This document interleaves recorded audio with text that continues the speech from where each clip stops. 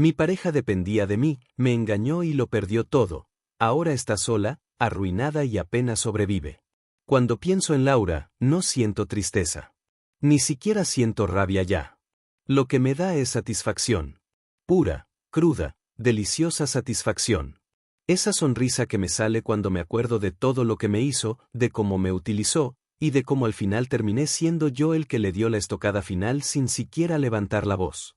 Ella misma se encargó de destruir su mundo, yo solamente dejé de sostenerlo.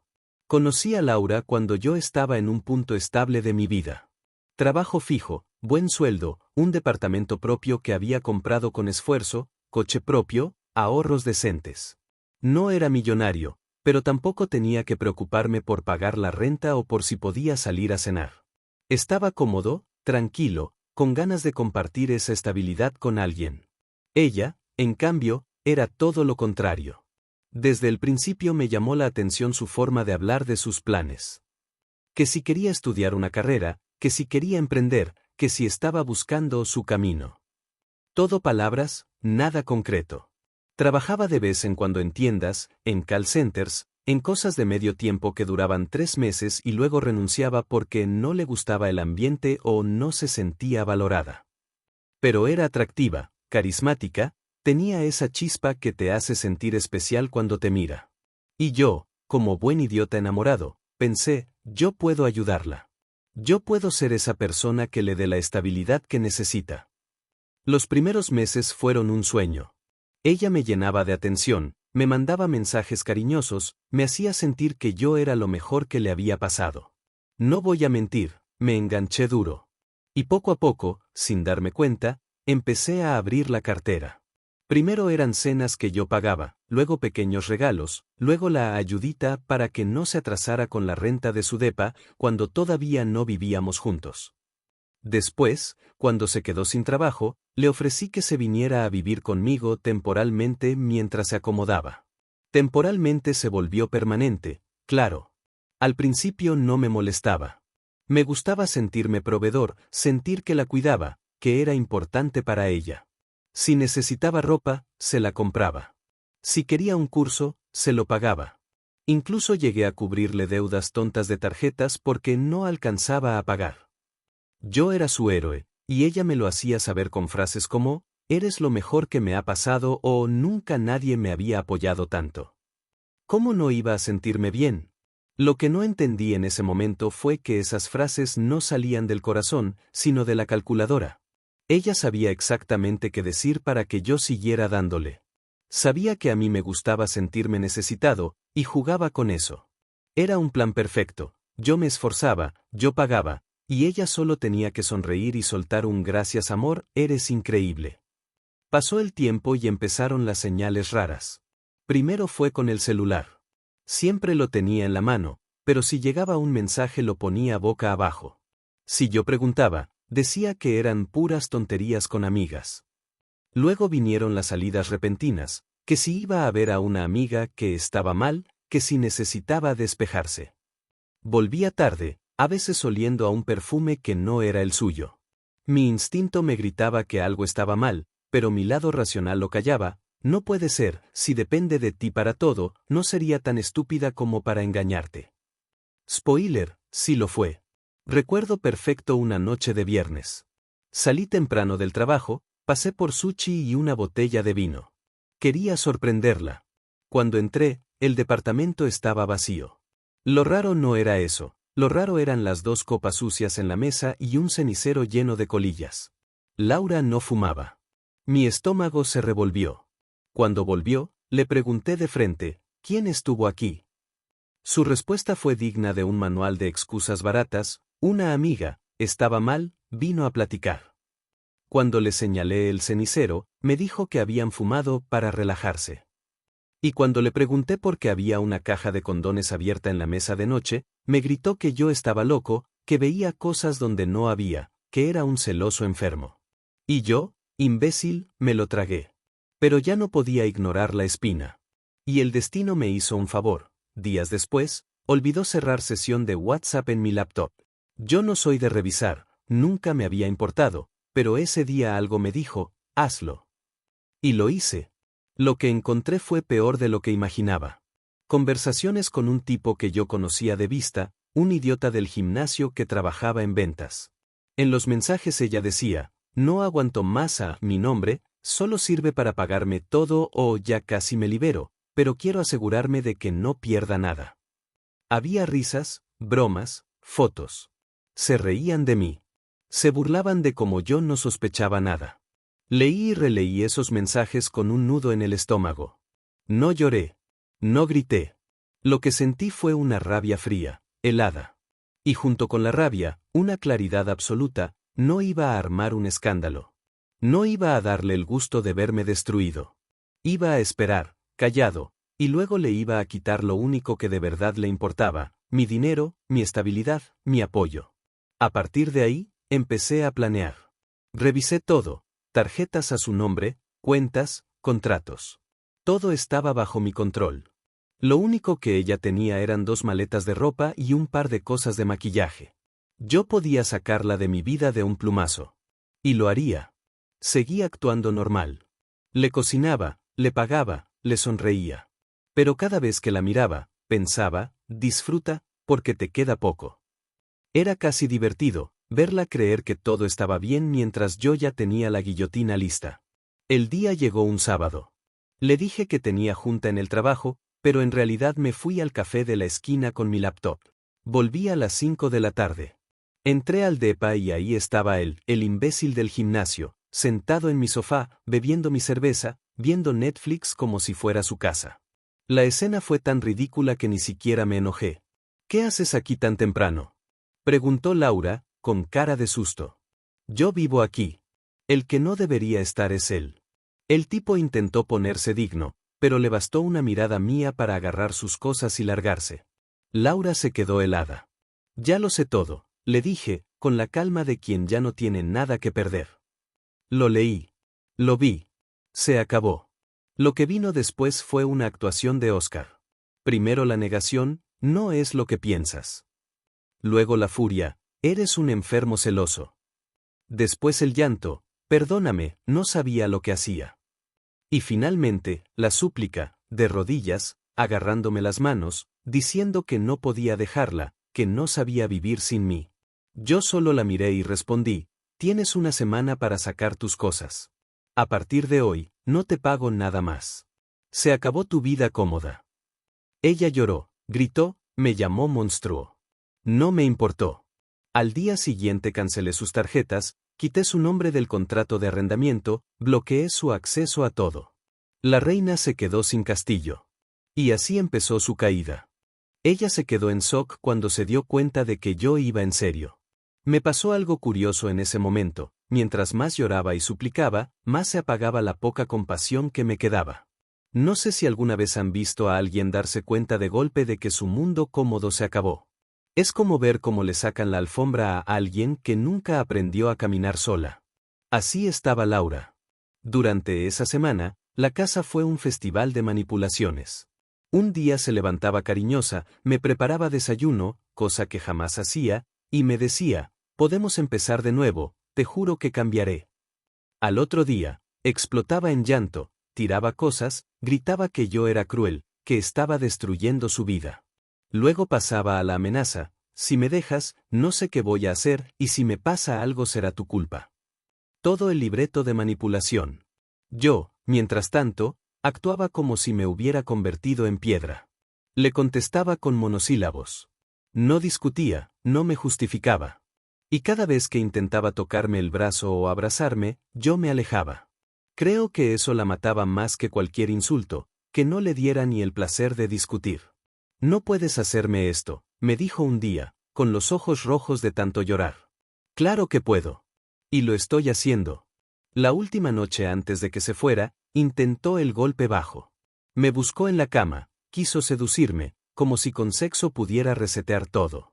Yo me levanté, la miré de arriba abajo y le dije.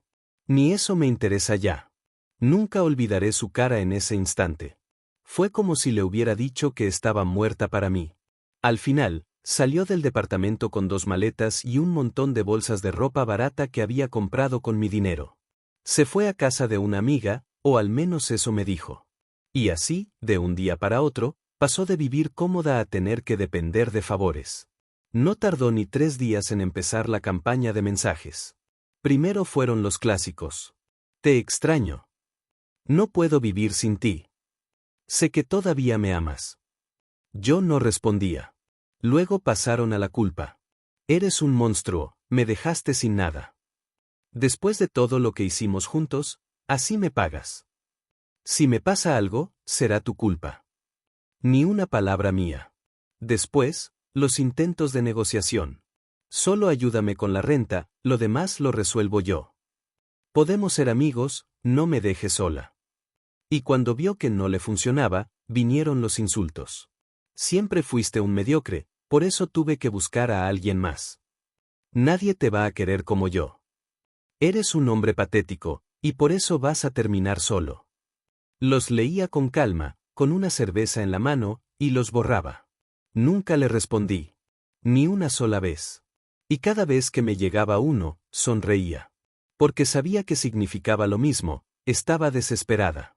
Mientras tanto, yo empecé a disfrutar mi nueva vida. Tenía dinero extra cada mes porque ya no lo gastaba en sus caprichos. El departamento estaba limpio, ordenado, en silencio. Podía invitar a mis amigos sin que me hiciera caras. Me sentía libre. Era como haberme quitado un peso de encima. Lo mejor vino después, cuando empecé a enterarme de su caída. No porque yo la buscara, la información me llegaba sola. Amigos en común me contaban cosas. Una conocida me dijo que la había visto trabajando en una cafetería, con uniforme y gorra, atendiendo mesas. Otro me dijo que la había visto en el transporte público, cansada, con cara de pocos amigos.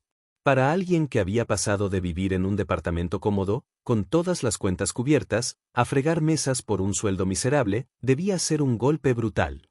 Y lo más irónico, el tipo con el que me engañaba desapareció. Obvio. Él no quería una relación, quería diversión gratis. En cuanto vio que Laura ya no tenía departamento, que no había cenas pagadas ni viajes ni comodidades, se esfumó. Y ahí se quedó ella, sola, sin amante, sin novio, sin dinero. Una vez, meses después, me escribió desde otro número. Decía: sé que cometí un error. Estoy arrepentida. Te necesito. Dame una oportunidad, te prometo que todo será diferente. Yo le respondí con 2 palabras. Ya no. No más, no menos. Bloqueo inmediato. Porque, ¿saben qué? No quería que pensara ni por un segundo que había una rendija abierta. No quería darle la mínima esperanza. Quería que entendiera, de verdad, que estaba sola. La última noticia que tuve fue hace poco. Vive en un cuarto compartido, trabaja medio tiempo en una tienda y anda rogando por horas extra. Sus amigas ya no la soportan porque siempre se queja y nunca tiene dinero para nada. Básicamente, está en la vida que siempre temió, sola, expuesta, sobreviviendo con lo mínimo. Y yo disfruto. Disfruto cada detalle. Porque sé que cada vez que cobra su sueldo miserable, recuerda mis transferencias. Que cada vez que se arrastra por horas extra, recuerda cuando yo le decía: no te preocupes, yo cubro todo. Que cada vez que duerme en un colchón barato, recuerda mi cama cómoda. Y sé que cada recuerdo la destroza un poco más.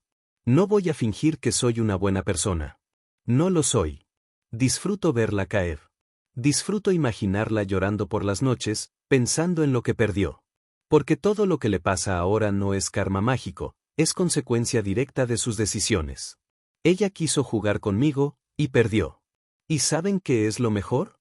Que no tuve que hacer absolutamente nada más que dejar de mantenerla. No necesité venganza activa, no necesité vengarme físicamente. Solo la dejé vivir su vida como venía, sin mí. Y resultó ser el peor castigo posible. No voy a fingir que no disfruté cada paso de su caída, lo hice. Pero tampoco puedo negar que en el fondo había una parte de mí que quería comprobar algo más, quería saber qué tan sola podía quedar una persona que siempre se apoyó en el bolsillo de otro.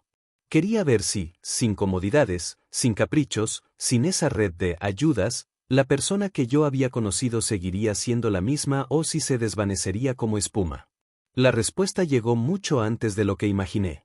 Después de unos meses, las noticias sobre su vida decadente dejaron de llegar por casualidad y pasaron a ser prácticamente confirmaciones. Fotos borrosas en redes, comentarios en común, miradas cómplices de conocidos que ya no sabían si sentir lástima o diversión al contarme la última. Cada detalle me alimentaba. Por ejemplo, una vez, estando de copas con los chicos, uno soltó casi de casualidad: la vi ayer fregando en la cafetería de la esquina, estaba hecha polvo, casi se le salen las lágrimas por el cliente que la gritó. Me reí. No fue una risa malvada, fue la risa de alguien que sabe que su percepción del mundo se cumplió. Aún así, no todo fue tan inmediato. Hubo un proceso lento, su caída no fue vertical la noche que la eché, fue más bien una sucesión de pequeños tropiezos acumulados. Al principio intentó sobrevivir pidiendo favores. Dormía ocasionalmente en el sofá de una vieja amiga que trabajaba y estudiaba, o se iba a casa de su madre un fin de semana, y volvía con más lágrimas. Pero cuando la caridad se termina, la gente se queda sola. Y ella se quedó sola. La primera vez que nos cruzamos en la calle después de la ruptura, fue un golpe inesperado. Yo estaba esperando un Uber cuando la vi pasar del otro lado, con una gorra, la cara desencajada y una bolsa de pan bajo el brazo. Por un momento pensé en llamarla, en darle algo de dinero, en hacer la escena moral que muchas parejas rompen cuando se encuentran después del desastre. Pero me distraje, bajé la mirada y seguí esperando mi coche. Ella no me vio, y si me vio fingió no verme. Ese fue su orgullo final, fingir que no le dolía. Y yo, en ese segundo, sentí una mezcla extraña, satisfacción por su caída y cierto alivio, porque ya no tenía que lidiar con su teatro. Recuerdo con claridad algo que dijo mi madre en una de esas reuniones familiares posteriores: te veía tan feliz con ella, pensé que la habías escogido bien. Y yo contesté, con pena fingida, creí lo mismo. Mentí con facilidad. Era tan fácil justificarme ante los demás, me engañó, me usó, me mintió.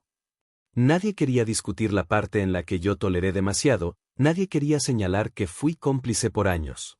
Y eso me gustó, era conveniente.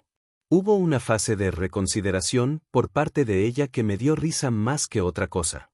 Un par de veces intentó contactarme con mensajes que olían a manipulación, fotos de su nueva vida, de tardes en el parque, de cafés con amigas, falsos cafés con amigas, fotos que claramente fueron pensadas como señuelos emocionales. La estrategia era la misma: mostrar una versión mejorada de su yo para despertar celos, remordimiento o lástima. No funcionó. Me rehusé a jugar ese juego. Bloqueé y borré. Cada intento suyo, sin importar cuán ingenioso o patético fuera, no era más que una confirmación de que no había cambiado, seguía queriendo controlar mi reacción. Puedo ser honesto, hubo noches en que pensé si me equivoqué. ¿Y si, después de todo, debería haberle dado una segunda oportunidad? ¿Si una parte de mí se sentía egoísta por dejar que alguien se ahogara en la miseria? Pero esas dudas duraban poco. Pensaba en los mensajes que leí, en las risas que se burlaban de mí, en la forma en que vendía mis sentimientos como si fueran un producto. Y en esas imágenes no había espacio para la compasión. Yo también había sufrido, y de forma más deliberada, me usaron. Y la ley no exige compasión por quien te engaña deliberadamente. No voy a negar que hubo placeres pequeños y cotidianos después de la ruptura. Volví a dormir sin interrupciones, tuve noches en las que invité a quien quise sin quejarse, mis amigos recuperaron el viejo humor y mis hermanos dejaron de hacer chistes incómodos cuando aparecía su nombre. Me compré un par de cosas que había pospuesto, reservé fines de semana lejos, en paz. Había una libertad que fue más agradable de lo que había imaginado. Pero dejé de regodearme en eso demasiado tiempo. El punto de mi acto de venganza era que ella viviera su propio resultado, no que yo me llenara de lujos. Al tiempo, la red donde yo antes la sostenía empezó a cerrar sus hilos. El tipo del gimnasio que le ofrecía atención gratuita la dejó en cuanto se acabó la diversión. Sus amigas, que solían aprovecharse de mi buena fe a través de ella, también tomaron distancia. Hay una regla social no escrita: la gente no quiere cargar con la desgracia permanente de alguien que, además, se la buscó. Le dieron espacio. A veces pienso que lo mejor fue que la soledad la encontrase sin escudos. En lo profesional, la cosa no mejoró para ella. Pasó de trabajos eventuales y mal pagados a empleos de baja calificación, de esos en los que la rotación es alta y la moral baja. Atendía a clientes groseros, señales, regaños. Era devolverle el préstamo a la vida que le di, trabajo duro por poco dinero. En una ocasión me dijeron que la vieron llorando entre pedido y pedido, con las manos en los bolsillos manchados del detergente del uniforme. Me dieron ganas de escupir al suelo de la satisfacción, era mezquino, lo sé, pero así pensé. La humillación no solo fue económica, también fue social. La gente que antes la cuidaba, familiares, conocidos, la miraban de otra forma. Es gracioso, cuando tienes dinero, te perdonan. Cuando lo pierdes, te recuerdan todo lo que hiciste mal. Los contactos que antes la llamaban para salir dejaron de hacerlo. Sus historias de "no puedo pagar" se convirtieron en excusas eternas. Eso la aisló. Y la soledad terminó por comerse su seguridad. No voy a negar que también hubo episodios que me hicieron sentir mal por un segundo. Como la vez que, por casualidad, la vi salir de una lavandería con un plástico con ropa húmeda y una mirada que pedía ayuda. Era un retrato de derrota. Pensé en cómo había sido antes, arreglos, risas, planes. Y me recordé por qué reaccioné como lo hice, porque ella me había traicionado y me había utilizado. La empatía duró un par de segundos y luego se fue. Hubo gente que me llamó frío, que me dijo que le había faltado humanidad. Incluso algunos amigos íntimos me dijeron que la compasión habría sido un camino más noble. Pero no busqué nobleza, busqué justicia. No la justicia de un juicio, sino la justicia de la consecuencia natural. Que alguien que estafó mi confianza viviera la crudeza de su elección. Quería que comprendiera que las acciones tienen efectos. Y funcionó. Con el paso del tiempo, la historia dejó de ser un escándalo en boca de todos y se volvió una anécdota triste, para mí, satisfactoria. La gente empezó a olvidar detalles puntuales, quien dijo que se rompió exactamente en un momento dado. Lo que quedó fue la moraleja coloquial que algunos usan ahora: no utilices a quien te quiere de verdad. Esa frase me servía a mí como himno silencioso. Aún así, hubo un episodio que sobresalió en la memoria colectiva, el cumpleaños de un amigo común donde coincidimos. Yo fui por cortesía, sentado en la mesa principal, ella fue invitada por cortesía ajena. Al verla entrar con ropa simple y peinada de cualquier manera, hubo ese silencio incómodo de reconocimiento.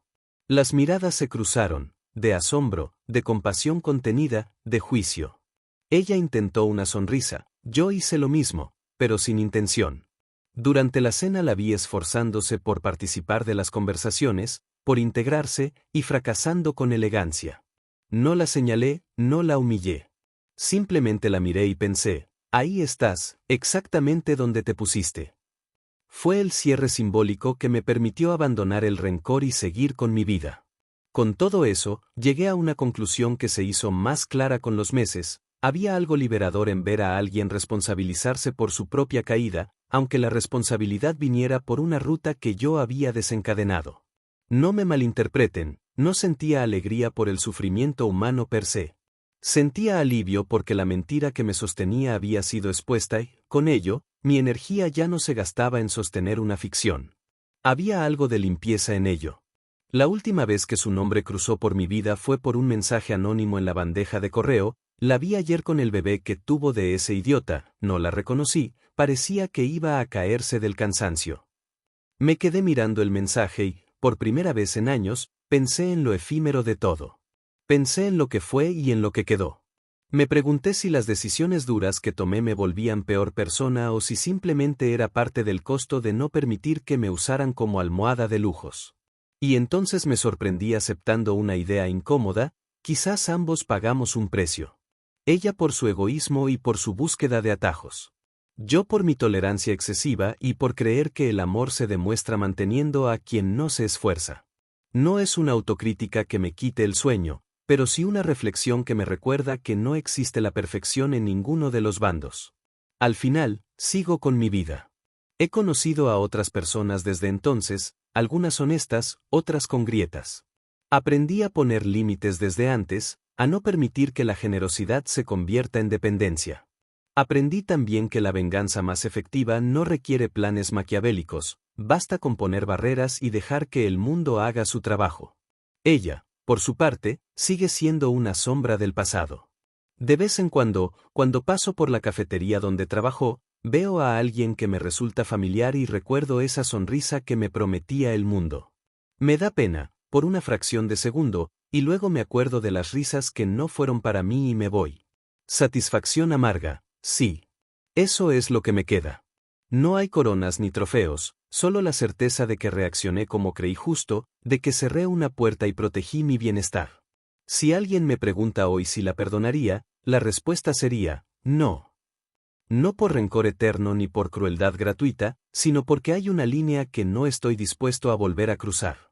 Y si la veo caer de nuevo, miraré hacia otro lado. Ya aprendí que sostener a quien no quiere esforzarse es una inversión que nunca rinde.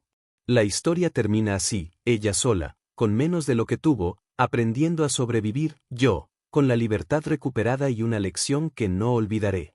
No celebré su ruina con champagne, eso sería demasiado teatral, pero sí con la convicción tranquila de que a veces el mejor castigo no viene de manos ajenas, sino del propio vacío que la gente se gana cuando decide traicionar lo que tiene. Y con eso, cierro este capítulo. No para alegrarme eternamente, la vida es más compleja que eso, sino para afirmar que hay límites que no estoy dispuesto a pasar. Ella los pasó. Y ahora paga por ello, a su manera.